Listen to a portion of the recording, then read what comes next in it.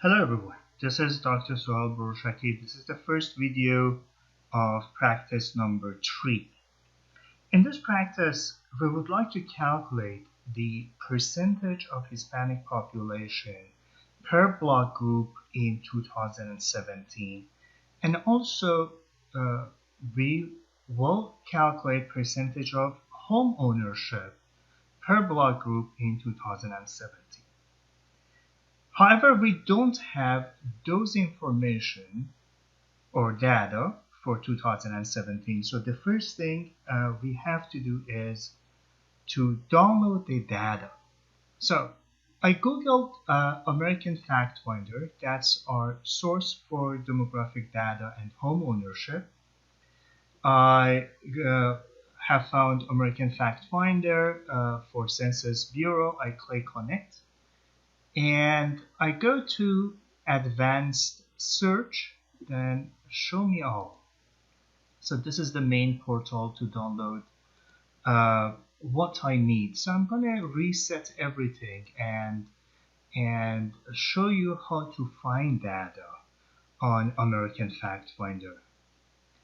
The first thing I do, I go to geographies, and I would like to have information for block groups in Los Angeles County in California.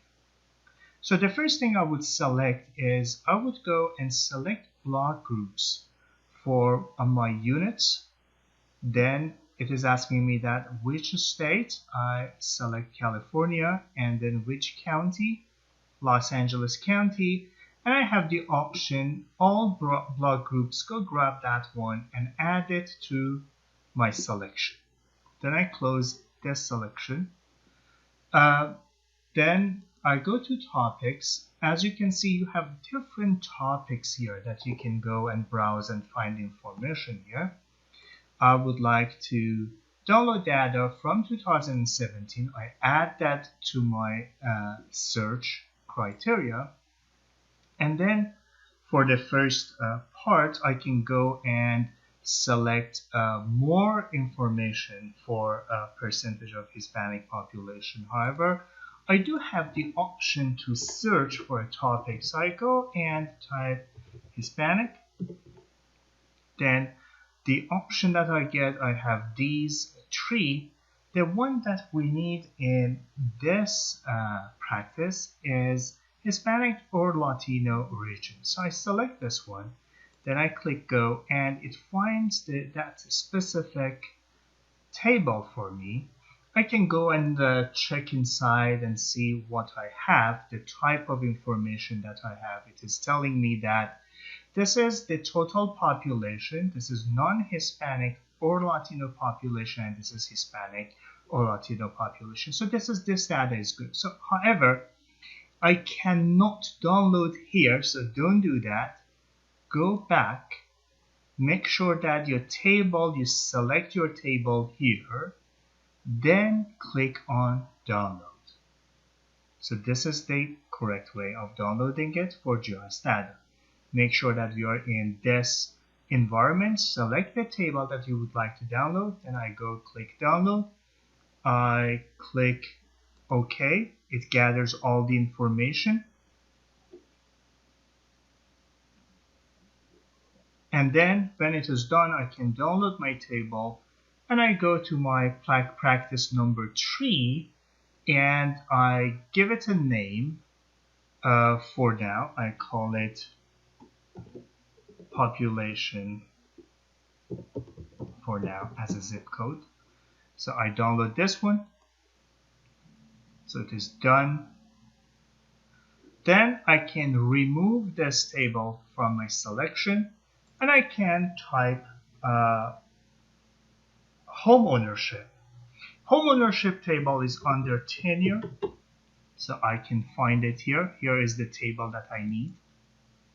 I go click go. This tenure for 2017. I can go and check that. It is giving me more information inside. It is telling me that this is occupancy, ownership, or renter occupied home units based on occupied housing units. So that's my measurement. That's the table that I want. I go back to advanced search, and then I make sure that I select this table, go download, and click OK, and then download. There you go. I download my table. I call it ownership for now. These are zip files that I download. So now that everything has been downloaded, I go here. The first thing I do, I really go and check my population first zip file. Within it, I have 4 files, 2 text files and 2 CSV files. So what I need to do is first make a folder for these set of tables. The first one, I go and create a new folder, and I simply call it population, just to make things easier for myself. And the second one, I create a new folder and I call it ownership. Then simply I go to my population, for example, I copy everything, go back to my population and paste it here. There you go. And I also go to my ownership data. I have here my ownership data. Interestingly, I downloaded my population as well. However, I only need this part, these 4, which is ownership data, and I go and paste it here. Okay. Now that we downloaded our data, it is extremely important to clean it up before we bring it in GIS system. That would make your life much easier. So remember, first of all, in, for example, ownership data, we have a metadata which explains each field that I have. It is telling me that this is the total occupied housing units, this is the total number of owner occupied, this is the total number of renters occupied. However, the actual data is here in this table with annotation. So I open that. And the first thing I do, I'm going to go and save it as an Excel file. And I just give it a name with the number of the table. So this is a unique number, this one B25003, which is basically my ownership data. I save this data as an Excel file. And I would clean up this table before I bring it into a GIS because that would work much better. So the first thing I need to do is I don't need this GeoID. I just simply delete this one. I also don't need this display label. I delete this one as well.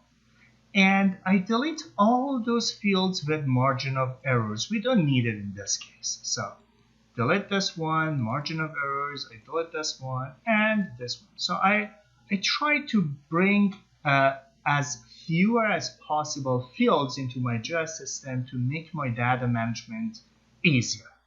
So this field is estimate total number of occupied housing. So I go and call it total number of occupied housing. So I give it a name, change the field from that number over there. Then I also change this one. This is the owner occupied. So I would call it simply owner. And this one, I would call it renter. When I'm done, I don't need this row. I select that and I simply delete this one. Now look at this GeoID2. This is basically our FIPS. And if you remember from previous practices, our fibs starts with 0. So I have to create something like that here before I bring it into my GIS. So the easier way is, first of all, I insert a new column. Then I create a formula, an equation, which starts with equal. Then I start typing concatenate. Concatenate, why I use concatenate? Because I would like to add a 0, like that, in front of this value here. So I go add that 0. My 0 is wrapped with double quotes because it is a string, then comma, and I select this value, this cell next to it. Then I close my parentheses and I click enter. As you can see, now I have the value that I wanted. There is a 0 in front of that. However, remember that this is an equation. To fill all these cells underneath, it is easy to go over this square here. And as soon as I go over it, it changes into a plus sign or cross. Then I double click on it and it fills everything. Very simple. However, remember that these values in reality, there are equations or formulas. So what I do, I would go and insert a new column or field, then copy everything here and paste everything. However, this time paste only and only the actual values. Done. Then I don't need these ones. I go and delete these fields and I call this one simply fibs. I have everything set. The only thing before I bring the data in is the type of the data. I always do that. Select this field. Everything in this field is in fact a text. I select that. In these these numbers, they are numbers. I change that format cell into numbers with no decimal places because we don't have decimal places. And finally, the header of the fields, they all are text. So I set this up, I check everything, and I also change the name of this worksheet. I just change the name to the name of the table that I have, which is the unique B25003. Then I simply go and save this one. Okay, so that's the first one. I will do exactly the same thing with my population as well. So to do so, I go to my population data. I open the one with annotation, the actual data, and I quickly do what I have to do. So first delete this one, and the margin of errors fields, and I right click delete. I'm done with that part. This one is the total population. I go and change the name to total pop.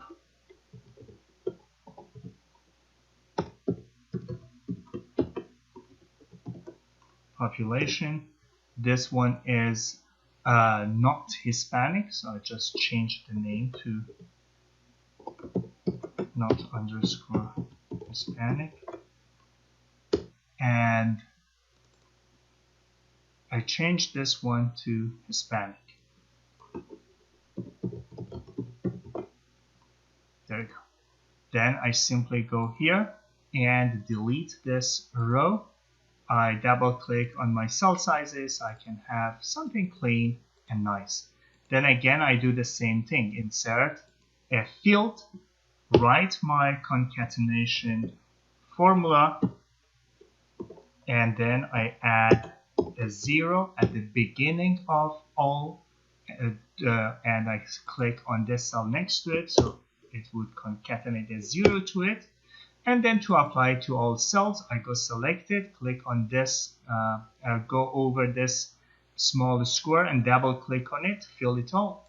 Then I insert another field, copy everything and paste it back as values only. And I simply can go and delete these two fields. I call this one FIPS again. And now it is time to define the formatting of my cells. This is text. These three, the values inside, there are numbers with no decimal places. And the header of the fields, there are in fact text. There we go. And then I change the name of this worksheet to only that number. It was 3, I believe. It was 2 probably. So it doesn't really matter in this case. So I have that. I go and in this case I didn't save it, so I go and save it as an Excel file, and I go and save it with a proper name, which is the name of the table 003. I change that to 003 at the end. So I have correct values, I save everything, and I close my Excel sheet. So now that everything is ready, I simply can go and start my arc map. I am connected to my Santa Clarita Valley geodatabase. If I go right click on this folder and refresh, I see that I have now my ownership and table population values. I add my block groups to the map. I make this geodatabase my default geodatabase. Then I go and add first my population data. This is an Excel file, so I open it to select the proper worksheet and add that to my data. I do exactly the same thing with my ownership. So I go find my Excel file, open it, and add that to my data.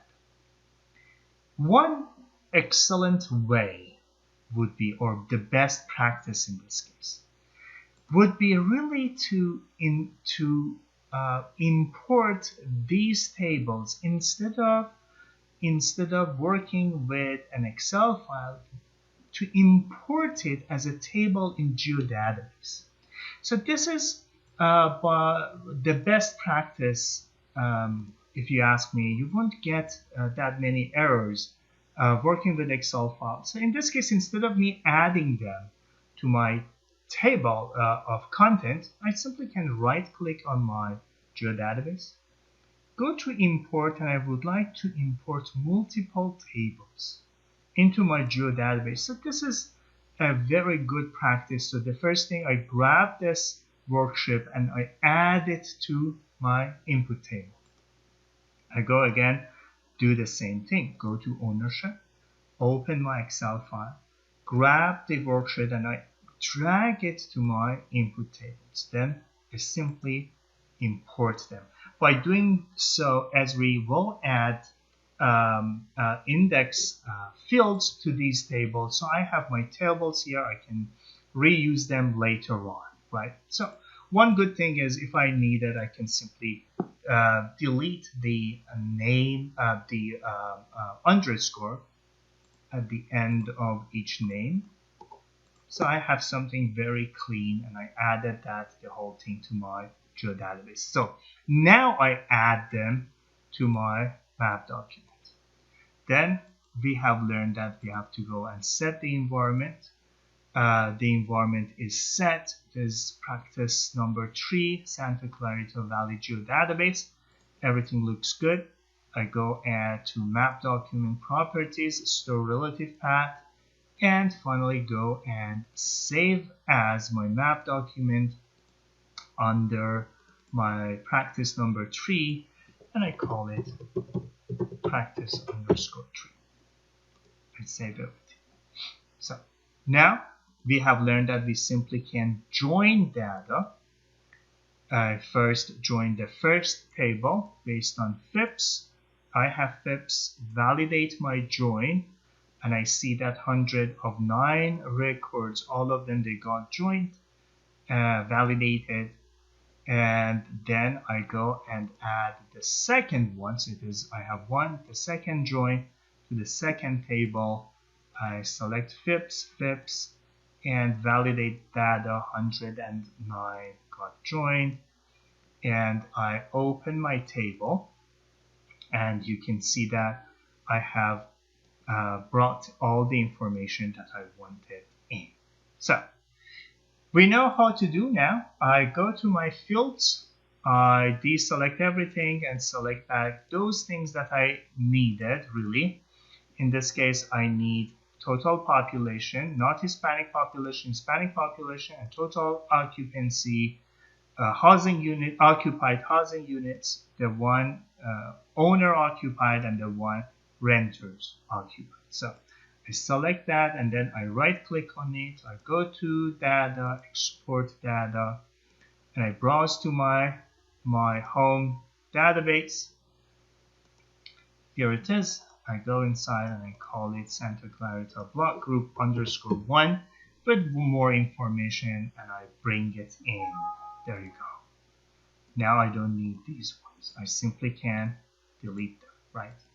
So I save my map document. I can go and take a look here. Now you can see that I have total population, not Hispanic, total occupied units, owner occupied units, and renters occupied. So I would like to calculate the percentage, first of all, of Hispanic population.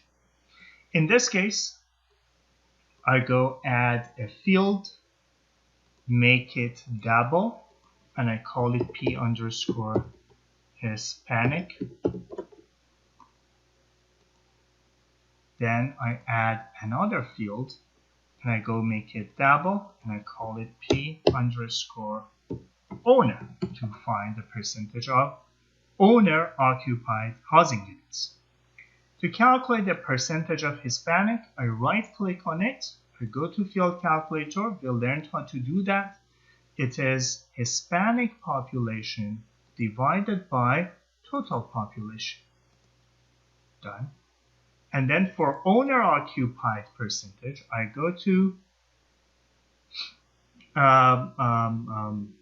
field calculator, and then I will do owner divided by total occupied units. However, before I click here, I just remember that I told you guys to be very aware of the fact that whenever you guys trying to divide something, make sure that you don't have a zero or null value. So though I know that in this case I don't have, to be sure to do this task, I go and I'm trying to calculate the percentage of owner occupied housing units. So the value that I'm trying to divide is actually total occupied units, and I want total occupied units to be greater than 0. I try to do that, and I see that all of them is greater than 0. So maybe in your assignment, maybe in your case it is not. So I go back, just wanted to show you guys that you have to be very careful when you're dividing in your field calculator. You make sure that there is no 0 value by the number that you're trying to divide. So I go back here and I go and run again. It is owner divided by total occupied units, and I'm done with these two. So I can remove my selection. I right click on the field, I go to properties and I highlight the field. Then I go to numeric values. I only need 2 decimal places here. However, if I click OK, see what happens. I have like 1 or 0.2, which is 20%. However, I would like to show that 20. So I go back to numeric and then I pad with 0. That would look much better.